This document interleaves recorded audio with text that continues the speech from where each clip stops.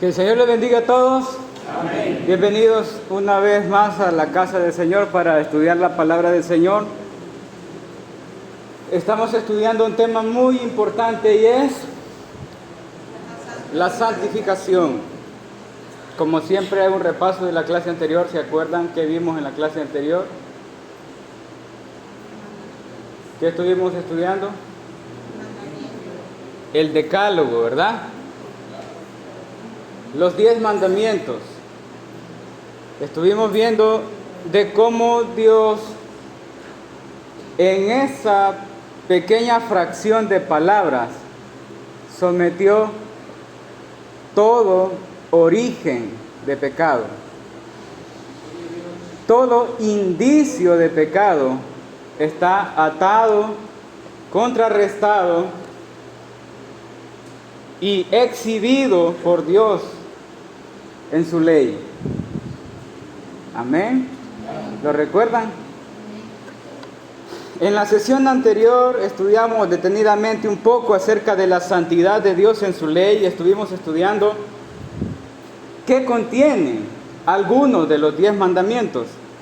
Y hablaba de que Dios revela su carácter a través de sus mandamientos en cada una de las letras escritas con el dedo de Dios. En esas tablas de piedra encontramos fundida su santidad. Enseñaba que lamentablemente la iglesia cristiana tiene el problema de que al aplicar la santidad de Dios en los mandamientos, se maximiza la santidad de Dios en algunos y que en otros se minimiza la santidad de Dios. Y decía que ese problema lo tenemos nosotros como iglesia cristiana, no es el mundo, somos nosotros. Pensamos que Dios sí puede aborrecer al asesino, pero cuando ve al que levanta falso testimonio dice, no, ese pecado no es tan grave. Eso fue lo que vimos en la clase pasada y decía yo que la santidad de Dios no se minimiza en un pecado y se maximiza en otro, sino que de la misma manera son igual de santos. Amén. En la clase pasada aprendíamos que Dios no suprime su santidad en ninguno de sus mandamientos. Somos tan pecadores y corruptos que nosotros hemos hecho de que Dios maximice y minimice los pecados, pero Dios en ningún momento lo hace. Amén. Somos nosotros los que hemos tratado de ver las cosas a como nosotros nos parece. Pero yo decía en la clase pasada de que la santidad de Dios, así como ve Dios de pecado al asesino, así ve Dios de pecado al que levanta falso testimonio. Amén. Somos nosotros los que hemos tenido ese problema de comparación. Hemos hecho a un Dios en nuestra mente que no es tan santo como para condenar a una persona asesina de la misma manera y de la misma categoría que el que levanta falso testimonio. Pero Dios es santo. Amén. Dios es santo. Y cuando Él estableció sus mandamientos, no mandó a buscar pedazos de madera para escribir mandamientos con menos santidad que los demás. Amén. Los mandamientos de Dios fueron escritos en la misma piedra, de la misma forma y con la misma profundidad de la santidad de Dios. Para que el pueblo cristiano entienda el contenido de la palabra santificación, debemos llegar a comprender cuál es la exigencia de la santidad de Dios para el hombre. Y dije que Jesús nos explicó acerca de eso. Cuando Jesús enseña acerca del escáner de la santidad de Dios por medio de su ley, estuvimos viendo que Jesús explica el alcance de la santidad de Dios en el 7º mandamiento. Cualquiera que mira a una mujer para codiciarla, ya adulteró con ella en su corazón. ¿Recuerdan que estuvimos hablando de eso el domingo pasado? Yo dije que ahí vemos la exigencia de la santidad de Dios en su ley. No se trata del acto, se trata del origen de los pensamientos, de las intenciones. Y desde ahí ya se convierte en pecado. Amén. Veíamos que la exigencia de la santidad de Dios por medio de su ley va más allá de los actos. Va el escáner desde los pensamientos y las intenciones. ¿Sí? Por eso es que Dios en Génesis dice del hombre que todos los designios del corazón del hombre son de continuo al mal. Por eso es que encontramos en la palabra del Señor de que no hay nadie bueno. Todos tenemos pecado. Y cuando hablamos de santidad, estamos hablando de cómo Dios evalúa la santidad, no como nosotros pensamos que es santidad. Amén. Ahora voy a continuar hablando acerca de la santa ley de Dios y el pecado. Pero antes quiero que hagamos una pequeña oración. Oramos al Señor. Padre Santo, gracias porque tú nos concedes el privilegio de reunirnos hoy en tu casa. Bendícenos, Señor, con tu palabra. Abre nuestras mentes, nuestros corazones. Oh, Señor.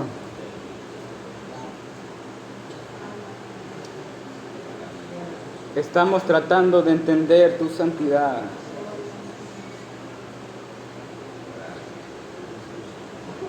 Ayúdanos. Transfórmanos. Alúmbranos. En el nombre de Jesús de Nazaret te lo pedimos, Señor. Amén y amén. Quiero comenzar leyendo Deuteronomio capítulo 9. Vaya conmigo a Deuteronomio capítulo 9, versículo 10. Vamos a leer el mismo versículo con el que comenzamos la clase anterior. Deuteronomio capítulo 9, versículo 10. ¿Lo tenemos? Dice la palabra de Dios. Y me dio Jehová las 2 tablas de piedra escritas con el dedo de Dios, y en ella estaba escrito según todas las palabras que os habló Jehová en el monte, de en medio del fuego, el día de la asamblea. Amén. 2 tablas de piedra escritas con el dedo de Dios. Hermanos, últimamente he conversado con algunos amigos, con algunos hermanos acerca de la santidad de Dios y nuestra santificación. Y todo marcha bien en la conversación hasta que menciono la ley de Dios. Veo en sus caras esa expresión de admiración en la que con su expresión en la cara me dicen qué desactualizado estás, Eliseo. La ley no tiene nada que ver con nosotros. No debemos cumplir la ley, ya deberías saber eso, Eliseo. Incluso algunos de ellos estarían dispuestos a comenzar un debate tratando de defender de que ahora la ley ya no tiene importancia en nuestra vida como cristianos. Hermanos, eso es triste. Es triste porque solo refleja nuestra gran ignorancia de que no conocemos quién es Dios. Hay una pregunta que deberíamos preguntarnos todos, y es: ¿qué tiene de malo la ley de Dios?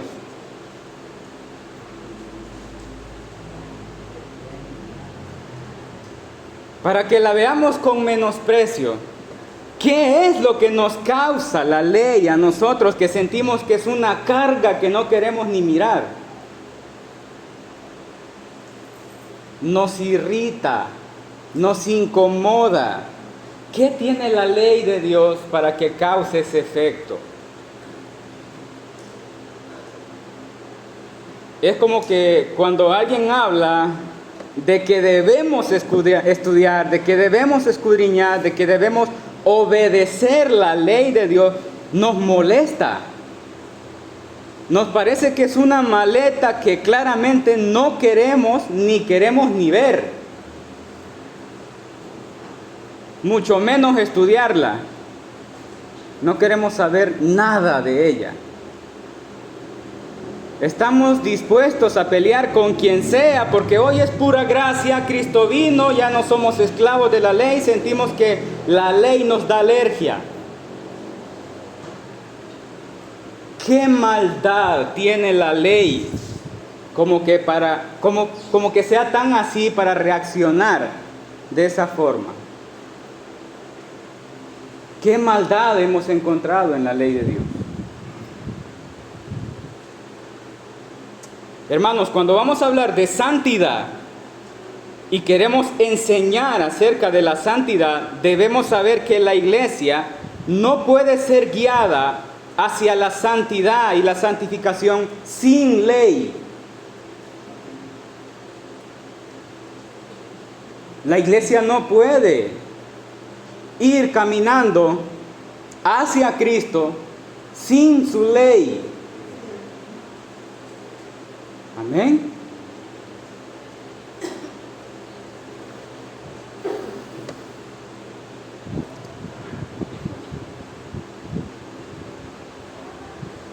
Cuando Dios establece la ley a su pueblo, lo hace para hacer notar su carácter, su justicia y su rectitud. La ley, hermanos, Dios da la ley para establecer lo que le agrada y lo que no le agrada. Lo que es acorde a su justicia y a su santidad, y todo aquello que Dios aborrece y que va en contra de su naturaleza. Eso es lo que encontramos en la ley.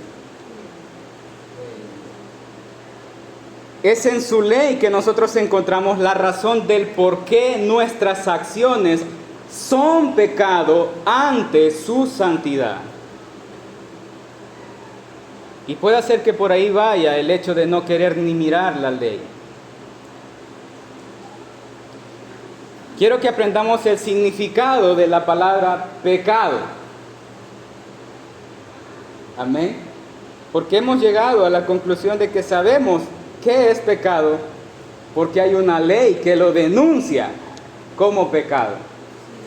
Amén. Así que quiero hablar acerca del pecado. El término usado en el Nuevo Testamento para la palabra pecado es amartía. Amartía. Y eso significa errar el blanco. Errar el blanco.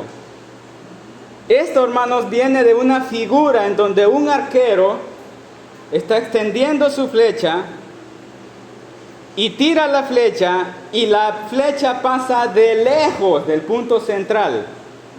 Por eso hice ahí mi arte con el dibujo que pueden ver en la pizarra.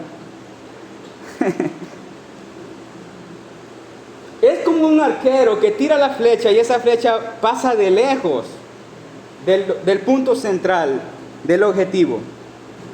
Cuando nosotros pecamos, hermano, pasamos de lejos del objetivo. Ni siquiera estamos dentro del punto, del centro de la mira del objetivo, sino que estamos lejos. Esa es la forma representativa de la palabra pecado en esa interpretación. Hermanos, el objetivo nuestro que debemos alcanzar es Cristo. Nosotros somos como esa flecha a lo largo de su tiempo de vuelo, que debe ir alineada perfectamente en la ley de Dios para dar en el blanco. ¿Me estoy dando a entender? El blanco, hermanos, es la norma de la línea. Es la norma de la línea que debemos seguir para la perfección. Si una flecha da en el centro del objetivo, a eso le llamamos un tiro perfecto. ¿Sí? Si da en el centro del objetivo, a eso le llamamos un tiro perfecto. Este versículo está en donde está claro el ejemplo para eso, es de la palabra amartía. Es el versículo: por cuanto todos pecaron, amartía, y no alcanzan la gloria de Dios. Esa es la traducción del original. Pero cuando habla de que no alcanza la gloria de Dios, habla de que no dan en el blanco. Ni siquiera están cerca del marco del blanco. Pero la traducción que tenemos nosotros hoy dice en Romanos 3:23: por cuanto todos pecaron y están destituidos, fuera, aparte, lejos de la gloria de Dios. ¿Me doy a entender? El blanco, hermanos, es Cristo. El centro es Cristo. La perfección es Cristo. La dirección del objetivo de la santidad es Cristo. Amén. El versículo que leíamos es: hasta que todos lleguemos a la estatura de la plenitud de Cristo.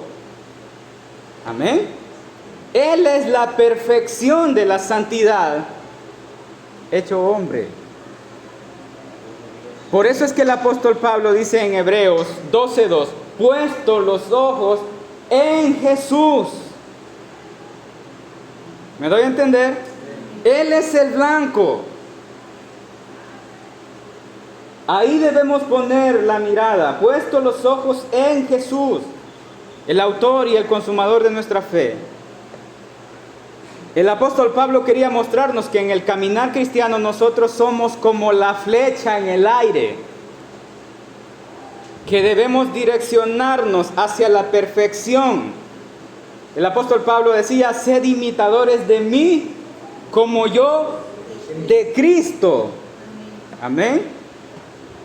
También el apóstol Pablo no exhibía una aparente santidad, tratando de hacerse ver como superior que los demás, o alguien más santo, o alguien que representaba la santidad misma. El apóstol Pablo era aterrizado, hermanos, y él se sentía dentro del proceso de la santificación. Vea lo que dice Filipenses capítulo 3, versículo 13. Filipenses capítulo 3, versículo 13. Vea al apóstol Pablo hablando de sí mismo acerca de la santificación y dice: hermanos, yo mismo no pretendo haberlo ya alcanzado. Pero una cosa hago, olvidando ciertamente lo que queda atrás y extendiéndome a lo que está adelante. ¿Recuerdan el versículo que leímos anteriormente? Que por cuanto todos pecaron no alcanzan la gloria de Dios. El apóstol está diciendo: hermanos, yo no pretendo haberlo alcanzado ya. Él se sentía como una flecha en el aire todavía, pero persiguiendo el blanco. Amén. Una cosa hago, ciertamente olvido lo que queda atrás y me extiendo hacia lo que está adelante, y es Cristo. Pero lo que quiero que aprendamos hoy es un concepto fácil de lo que es pecado. ¿Alguna vez se ha respondido a usted mismo la pregunta: ¿qué es pecado? ¿Qué es pecado? Ahora vamos a aprender un concepto fácil y rápido. Pecado, hermanos, lo voy a escribir para que podamos. Es cualquier falta de conformidad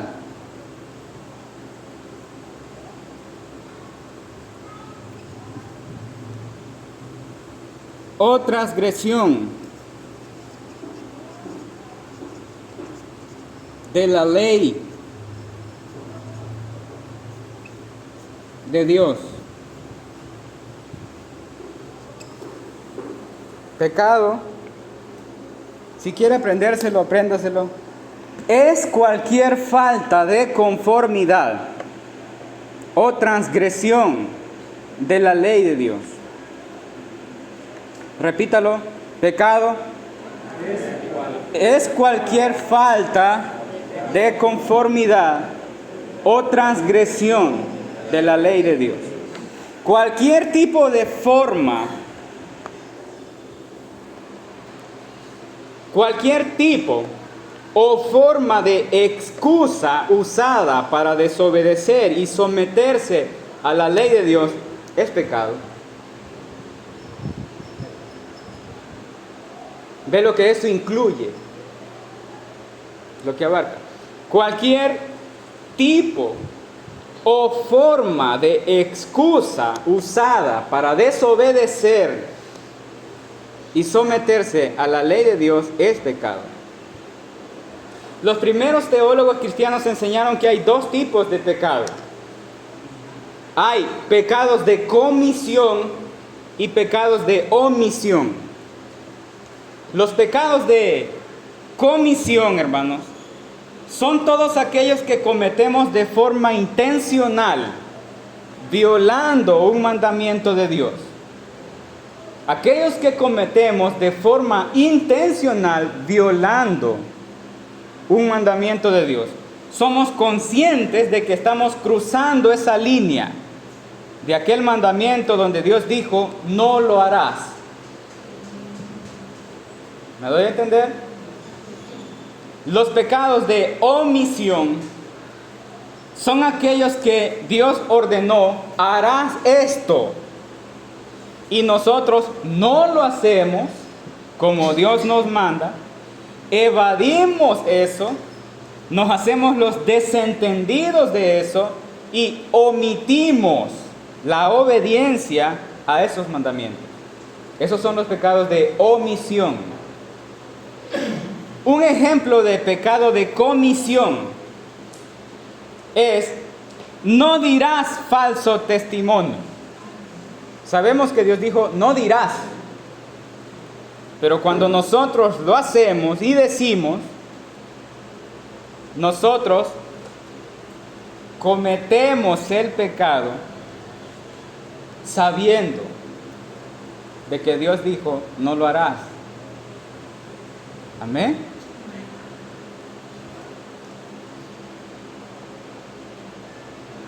Cometemos el pecado de no levantar falso testimonio sabiendo de que Dios dijo, no lo harás. Ahora, un ejemplo de pecado de omisión es, Dios dijo, honra a tu padre y a tu madre. Pero nosotros omitimos esa ordenanza y evitamos de alguna manera el cumplimiento de ese mandamiento. Y ese, hermanos, es un pecado de omisión. Estoy omitiendo cumplir ese pecado. ¿Me doy a entender? ¿Sí? Dios dijo, harás esto, y yo no lo hago. Eso es pecado de omisión. Así que los primeros cristianos, teólogos, hablaron de esa diferencia de pecado. En unos pecados, pecamos activamente, violando la prohibición negativa, no lo harás. Y en otros pecados, pecamos pasivamente, dejando de cumplir el requisito positivo de Dios, cuando estableció el mandamiento y dijo, harás esto o aquello. Mis amados hermanos, pecado es cualquier falta de conformidad a la ley de Dios. Y esto se convierte en rebelión contra Dios mismo. No es contra el hermano, no es contra nadie, es contra Dios mismo. Cada vez que pecamos, afirmamos nuestra voluntad sobre los mandamientos de Dios. ¿Estamos entendiendo qué es pecado? Cada vez que yo peco, afirmo de que mi voluntad está por encima de los mandamientos de Dios, y eso es retar a Dios mismo. Imagínense cómo ve Dios cuando pecamos de la misma manera todo el tiempo. Nuestra rebelión es de la misma manera, de la misma forma. Eso es estar provocando a Dios. Eso es transgredir su ley. Y quiero que aprendamos algo muy importante, y es lo siguiente. Cuando Dios escribió su ley, hermanos, no hizo esa ley para someter a un pueblo y privarlo de ser libre. La ley de Dios no trae consigo un sometimiento impuesto como una dictadura llena de maldad, en las que Dios somete a las personas y les violenta sus derechos y su libertad. Estamos hablando de Dios, hermanos. Estamos hablando del dueño de la creación, estableciéndole los límites a su pueblo. Y lo que podemos encontrar en su ley no es maldad. Lo que encontramos en su ley no es opresión. Lo que verdaderamente encontramos en su ley es santidad. Lo que refleja la ley moral de Dios es la santidad de su carácter. Ahí vemos su justicia, ahí vemos su rectitud, ahí vemos lo que es el estándar de la piedad. El verdadero amor puro lo encontramos en la ley de Dios. El decálogo, los 10 mandamientos, la ley de Dios fue escrita para el hombre. Y es el estándar de la santidad de Dios con la cual todo hombre será juzgado. ¿Me está escuchando? Dios no va a juzgar al hombre sin ley. Él es un juez justo. Pero para poder juzgar, un juez justo debe tener una ley. Y no estamos hablando de una ley terrenal, estamos hablando de los mandamientos de Dios. La ley de Dios no es una sugerencia. No es una recomendación, no es una prueba de tu libre albedrío. Dios no le ha puesto nunca libre albedrío al hombre, es su ley. Amén. Es lo que Dios ordena al hombre, lo que Dios requiere del hombre. Él es un Dios santo, hermanos, y demanda santidad de su pueblo. Y su ley moral no ha cambiado para el hombre. Aunque muchos quieran evadirlo, aunque les cause alergia cuando les mencionen la ley, Dios sigue siendo soberano y su palabra es su ley. Pero ¿qué pasaría si Dios no hubiese puesto ley?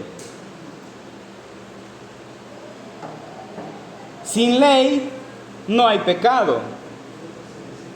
Sin ley, nadie sintiera la culpa de su maldad. Aquí está la respuesta del por qué las personas no reaccionan positivamente al Evangelio. Porque Dios es santo y no es un Dios sin ley. Dios ha puesto su ley y todo aquel que viene a Él debe someterse a sus leyes. Por eso es que la gente aborrece a Dios. Por eso es que nadie busca a Dios. Porque cuando quieren venir a ver quién es Dios, se estrellan con su santidad. Y nadie debe sentirse libre, tranquilo, a sus anchas, ante la ley santa de Dios. Dios no negocia su santidad. Dios es santo. Hermanos, mi intención con todo esto es que ya no tengamos un concepto vacío y pobre de lo que es santidad, sino que realmente sepamos de qué estamos hablando cuando alguien usa la palabra santidad. Se trata de Dios mismo, se trata de lo que Dios demanda, se trata de lo que Dios ordena al hombre. Las personas pueden discutir todo lo que quieran, pueden tratar de defenderse, tratando de justificarse como quieran. Probablemente van a derrochar toda su inteligencia tratando de debatir con quien sea, porque aborrecen la santidad. Pero cuando la verdad, cuando la ley de Dios los confronta, sus conciencias son partidas, sus pensamientos son desintegrados, sus excusas son atadas, porque la santidad de Dios alumbra lo oscuro de su pecado a través de su ley. Ellos saben bien, saben muy bien que lo que están haciendo está mal y es pecado. Por mucho que queramos defenderlo, por mucho que queramos debatir, es pecado. Y aquí va lo interesante. Ningún hombre tiene el poder en sus palabras para someter la conciencia de alguien.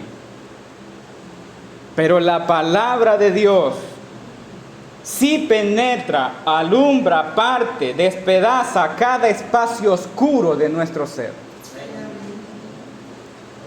La palabra de Dios revela nuestro pecado. La palabra de Dios exhibe nuestro pecado y sabemos que es Dios.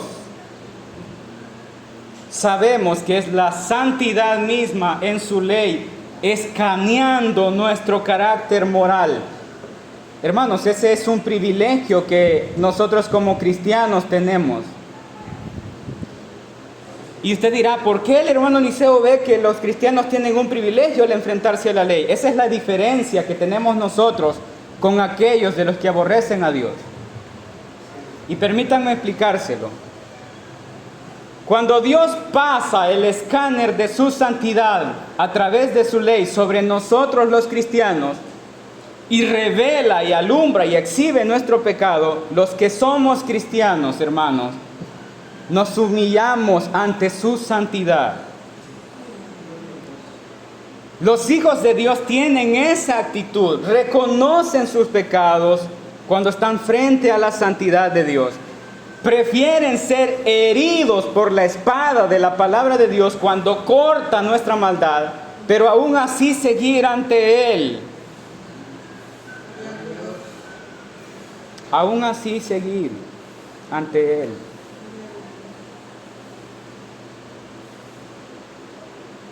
Somos conscientes de su santidad.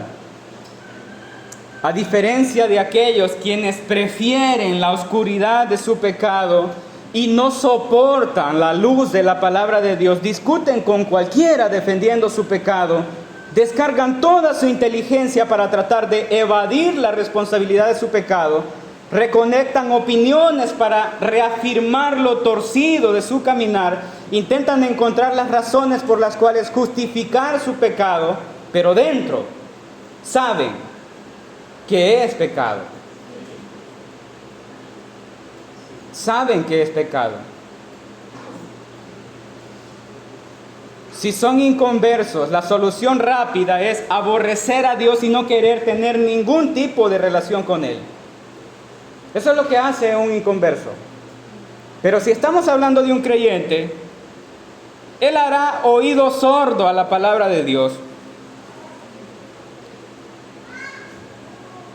Él va a preferir irse a la oscuridad de su pecado. Este no es un problema con los que los demás podrán tener problemas consigo mismo.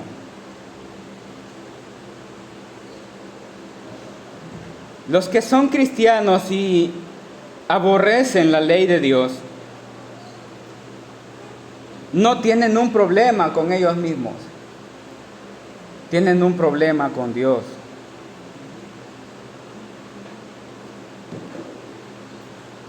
tienen un problema,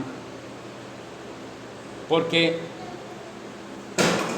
rebelarse ante los mandamientos de Dios es ser consciente intencionalmente de que están en contra de la santidad de Dios en su palabra. Por eso digo, hermanos, hay mucha gente cristiana que conoce la palabra santidad, pero ignoran completamente su contenido. Por eso es que cuando se ven a sí mismos, se comparan con los demás y se autocalifican y se ponen una puntuación alta y en su mente llegan a creer lo que no son.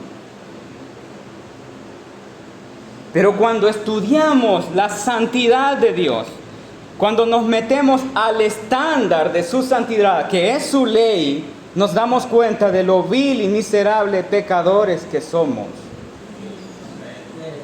Cuando yo me coloco en un extremo de la balanza de la santidad y en el otro extremo está la norma de la santidad de Dios, que es su ley para el hombre, solo hasta entonces que conocemos de forma básica. Digo básica porque no estamos estudiando la profundidad de la santidad de Dios. Estamos viendo lo básico de la santidad de Dios. Pero solamente cuando estudiamos de forma básica la santidad de Dios y pesamos eso en la balanza, hermanos, solo hasta entonces nos damos cuenta de que tenemos una profunda y desesperada necesidad de Cristo.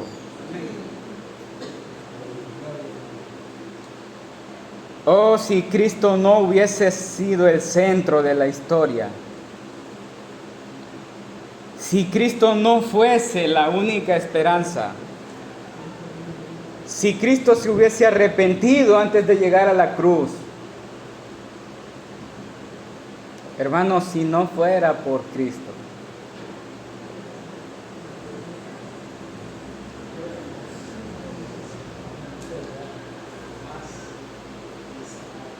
conocer la santidad y la santificación es más que solo saber las palabras. Y sé, hermanos, que seguiremos escuchando personas que tomen el versículo: sin paz y sin santidad nadie verá al Señor, y lo van a usar para exhortar sobre novelas, partidos de fútbol, moda, ropa, pintura y otras cosas. Eso no es la profundidad de la santidad. Tiene que ver con la santidad, pero no es el centro ni lo que Dios expresa en su ley de la santidad. No es la esencia de la santidad. Y muchos oiremos que hay alabanzas, que muchos cantarán a todo pulmón acerca de la santidad, y sin santidad nadie verá al Señor. Pero tristemente digo, hermanos, podemos conocer la palabra santidad y santificación sin saber absolutamente nada de lo que eso contiene.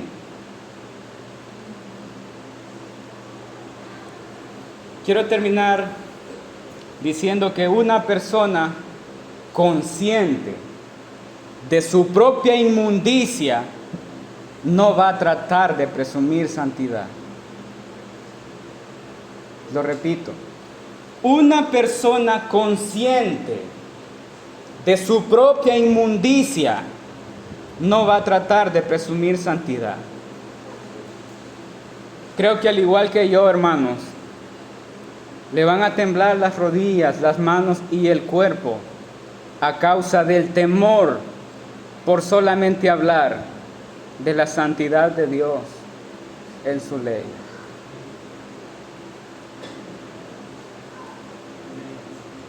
Esta es la clase de hoy, hermanos. Que el Señor les bendiga.